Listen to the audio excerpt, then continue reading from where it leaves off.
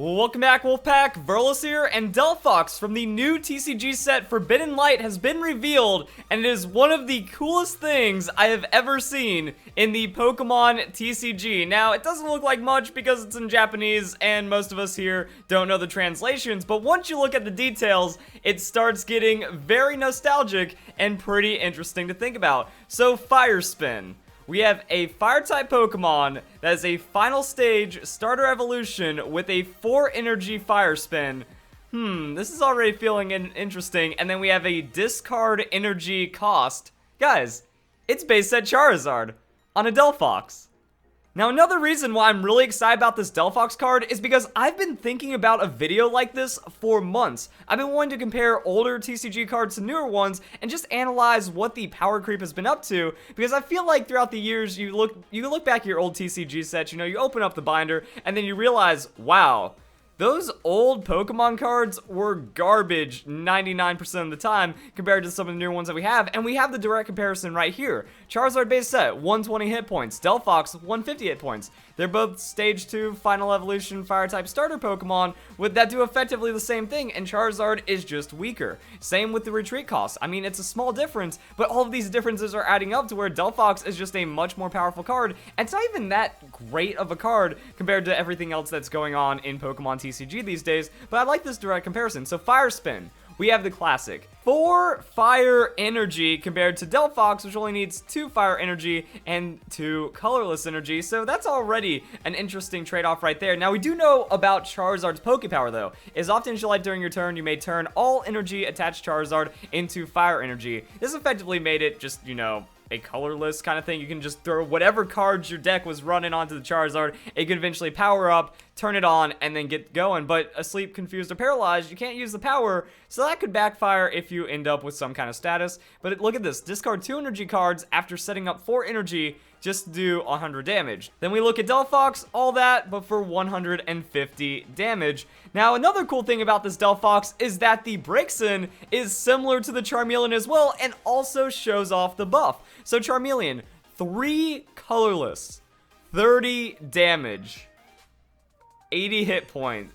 The more you look at this, the more painful it gets, guys. We have less hit points on Charmeleon, doing ridiculous amounts of setup just for the 30 on the slash. And if you decide to go for the Flamethrower, it's only a 50, and you have to discard a fire energy attached Charmeleon, and that's a fire energy. That's one of the ones that you're going to need, and you don't have the Charizard Pokebody effect. So that's a little interesting, even though we look at Braixen, 80 damage to discard an energy card, and then you do 20 damage off of just 1 fire energy. So the setup is better, and the flamethrower damage is better with the same sacrificial cost.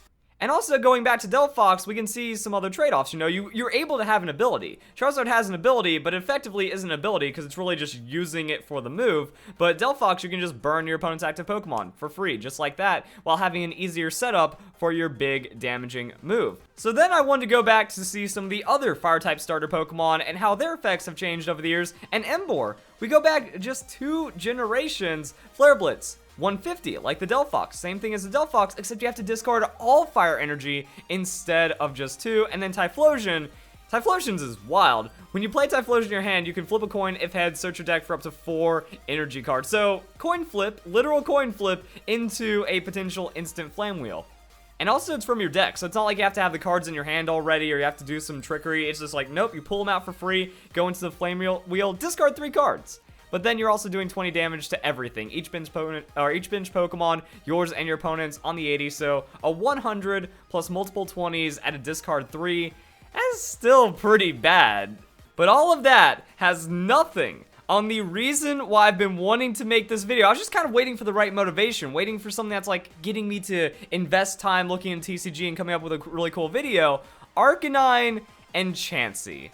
Look at that Arcanine. 4 energy for 80 damage, and you hurt yourself. You're almost doing half the damage of the Delphox, and you have to take 30 damage of your 100 hit points. So you're losing a third of your health just for doing that. And then Flamethrower, discard 1 on the 50. So it has the same Flamethrower as Charmeleon, and the takedown is just hateful. But what do we say to Chansey? Okay, cool. We have 2 fire energy, so you need specific energy to run this takedown. Chansey, it's 4 colorless, but Chansey does 80 damage to itself on only a 120 hit points. Now, it is a basic Pokemon, so it has that going for it, and Arcanine is a stage 1, but just kind of showing that stages applied massively. Basic Pokemon were not that crazy, even though in like the future generation of Pokemon, basics actually start getting pretty powerful. So Chansey, 120 hit points. I mean, that's the highest hit point Pokemon in the game, and it just got a 120 freebie for the double edge that pretty much kills you after setting up for a long time and then only doing 80 damage. So you're not even going to be able to take out most of the Pokemon in the game anyways by the time all that setup has gone through. And then we get to talk about trainer cards. Oh, do we get to talk about trainer cards. So not only are you facing mediocre damage with an insane energy wall, but there was energy removal in the game. Choose one energy card attached to your opponent's Pokemon and discard it. Free top deck to remove your opponent's turn inside of a format that had insane amounts of draw power. And then we had super energy removal. Oh, don't get me started about super energy removal. You look at that icon is actually a singularity of friendships being lost over this card. We've all been there. If you have played Pokemon back in the day, or if you've just kind of like pulled out the old decks and dueled with your friends or something, and you know, you're playing in a format with super energy removal or something, that there is a very specific look on the face of someone that gets this card. It's the most annoying look ever. Or if you wear it yourself, you know, you're about to piss someone off and you're about to ruin their day. And if they draw it back to back, it's over. You just don't get to play Pokemon anymore. Like that ends the day. You do not have fun. Your friend goes back home, call their mom, pick them up. It's over after that one. These cards were so broken that they were actually reintroduced, but with a coin flip cost. Flip a coin. If heads, choose one energy card, attach to one of your opponent's Pokemon, and discard it. So having like hella RNG, energy removal 2, and super energy removal 2 as well. But back in the day, the trainer cards were a bit more unbalanced, I'd say. So the Pokemon were weak, the trainers were strong, because this was before supporter cards. So we had a Pokemon card like Bill. Bill, just draw 2 cards. Just free. If you got it, you know, your one card draw for the turn instantly became 2. If you drew Bill into Bill, things got crazy out, just all over the place. Same with Professor Oak. Discard your hand, draw 7 cards. I mean, you could draw that into a Bill, and then now you have 8 cards in your hand. Or you can do like that into another Professor Oak. Dump all your cards, boom, Professor Oak again. Don't even have to discard, just massive amounts of draw power. It's a 60 card deck, so you can afford to do that. And then we can see that Bill, exact same effect. Draw 2 cards, supporter card. So went from playing 4 bills per turn to 1 bill per turn. Yeah, so, I mean, it just kind of shows some of the interesting things we've seen in TCG. And I want to also call back to Yu-Gi-Oh! Because Yu-Gi-Oh! Has some of the most unfair, broken things that have ever existed, but also some of the most garbage things we've ever seen. Look at Sword Slasher, a 1450 attack that requires a tribute summon. Okay, that's just one of the most garbage things I've ever seen in any TCG. Harpy's Feather Duster. Destroy all spell and trap cards your opponent controls. I mean, we don't even get Heavy Storm. We don't even get Giant Trunade, Cold Wave. That back row is sacred in modern Yu-Gi-Oh! But back in the day, screw that. Just unfair, just BS right there where you play the Feather Duster. I mean, Heavy Storm was even controversial for a while. Just kind of showing that, yeah, some effects are way overtuned, but for the most part, the game is just on a much lower power level overall. And now I want to talk about another thing that kind of drove me to making this video, and that is this specific Ampharos card. The reason being is because back in the day, years ago, I remember having my friends over, we just poured all of our Pokemon cards on the floor, and we just started making makeshift little decks, having a lot of fun right there, because we had enough Pokemon cards where we could make multiple themed decks that actually worked and were actually good and coherent, and I ran Ampharos, and my friends got really upset at me running this Ampharos, because it just felt really good, that we were playing, you know, there was no format here. We were playing like generations 1 through 4, all kinds of crazy stuff. So my friends that were going for the base set cards, they were just getting bullied by this Ampharos. Stage 2 with 130 hit points, so already beating out the Charizard, and then it was able to 2-shot the Charizard on a Cluster Bolt. That Cluster Bolt is just 3 energy, pretty quick, and then 70 damage. Remember, it's 4 energy for Arcanine, and it hits itself. So if Arcanine tries to take me out, it doesn't get to, and then Cluster Bolt KOs it on top of its recoil damage. It just kind of shows that was kind of where the line was. That we started seeing a much wider gap between the Generation 4 cards, Generation 3 cards, and then going into what the original base set had. Even like Jungle and Fossil and those cards, there was a lot of just strangeness going on comparing to it now. And then the Pokebody. After your opponent plays a supporter card from his hand, put 1 damage counter on each opponent's Pokemon. So if your opponent's actually trying to play to gain some kind of momentum on those supporters, you're effectively getting a 3-drop 80. Not bad.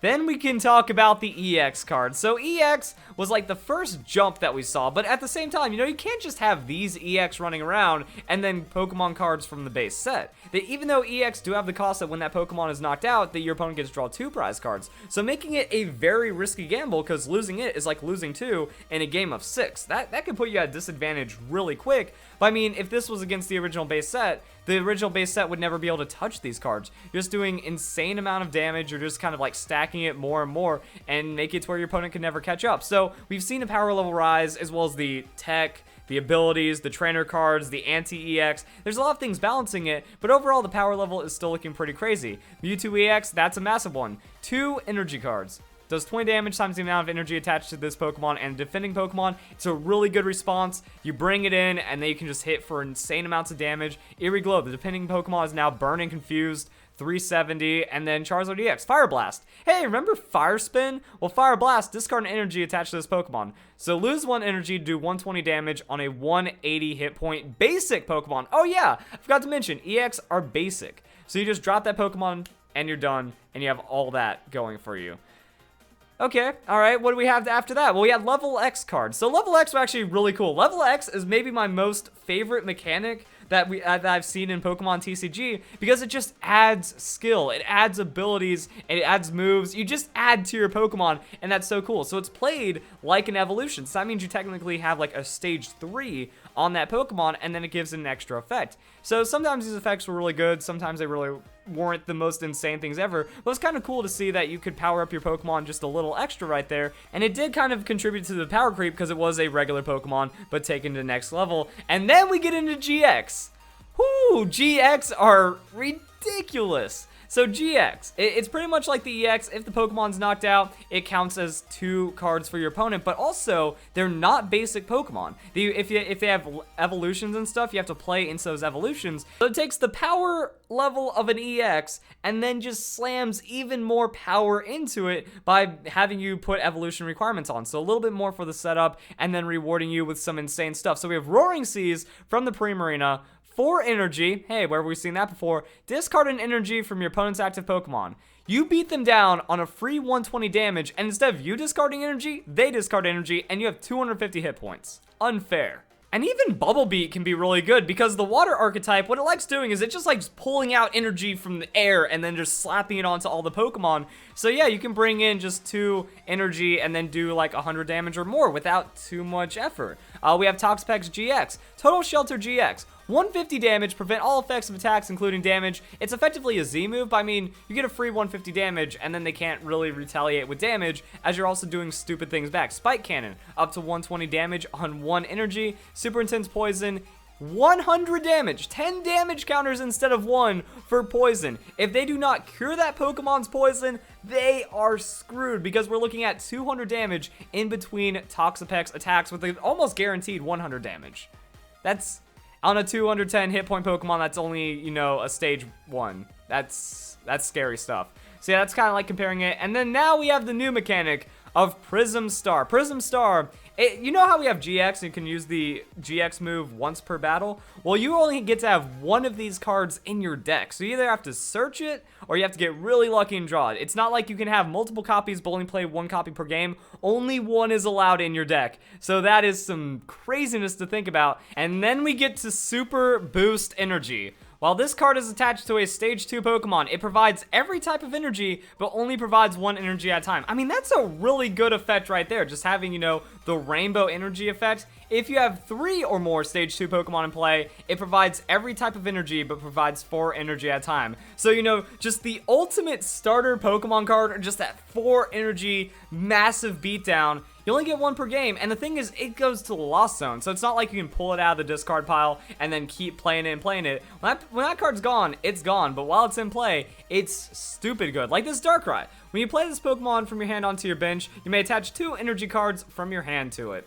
So if you got 2 Dark Energy, Darkrai is half powered up. You use it, you get your 1 energy for the turn, you're 3 out of 4. And Abyssal Sleep, your opponent has to flip 2 coins instead of 1, or else they stay asleep, on top of 120 damage. So 4 of the same color of energy for 120 damage on a 160 compared to the old school Charizard. Hope you guys enjoyed this video. I know I didn't touch, like, there's probably some TCG master guru that's been playing through every set, through every format of TCG that can probably give better examples than I can, or has way crazier stories. Like, I remember there was, like, this Neo Genesis Slowking deck. Or was it Slowbro? I think it was a Slowking deck that just absolutely dumpstered people back in the day. So I know there's like some really scary things that have happened in the past, but on base level, just making a comparison between some of the old and new, I think this is pretty fun. And I hope you guys enjoyed it as well. So if you guys enjoyed the video, hope you all have a nice day. Thank you very much for watching.